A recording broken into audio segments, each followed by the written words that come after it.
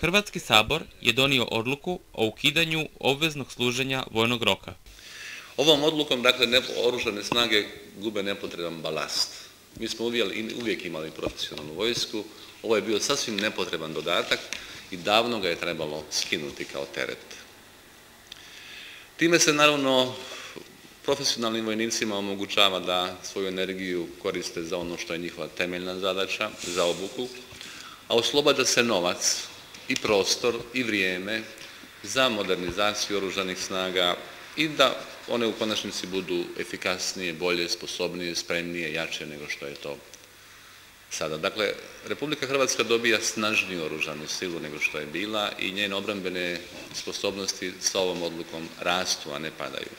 Ostaje nekoliko otvorenih pitanja. Čini mi se da ministarstvo nije dovoljno pripremilo tu odluku. Pitanje je kako će izgledati to dragovoljno služenje. Ono bi trebalo biti zapravo priprema, obuka za profesionalni sastav. I svi ti ljudi bi zapravo više-manje trebali ići u obnovu profesionalnog sastava. To bi služenje vjerojatno trebalo biti nešto duže nego što je sada, jer je dragovoljno. I trebalo bi biti i financijski poduprto, snažnije nego što je to sada, kao neka vrsta uvoda u profesionalni ugovor. To se može, na tako mali broj vojnika, odnosno ročnika, to se može, to nisu veliki novci. Radi se o iznosu od nekoliko desetaka milijuna kuna, a dosadašnji troškovi su bili nekoliko stotina milijuna kuna.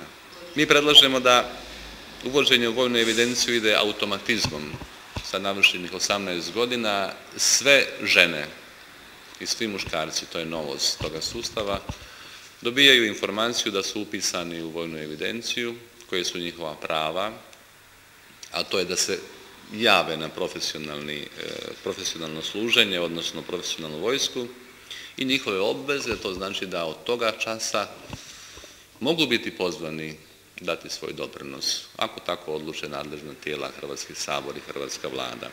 To bi bila neka vrsta čestitke, vrlo jednostavna, na neki način u tom činu ima i elemenata svečanosti, a nema elemenata nikakvih komplikacija kao što je dosadašnja regrutacija, dakle regrutne komisije, liječnički pregledi, putovanja, dakle nešto što je sasvim nepotrebno.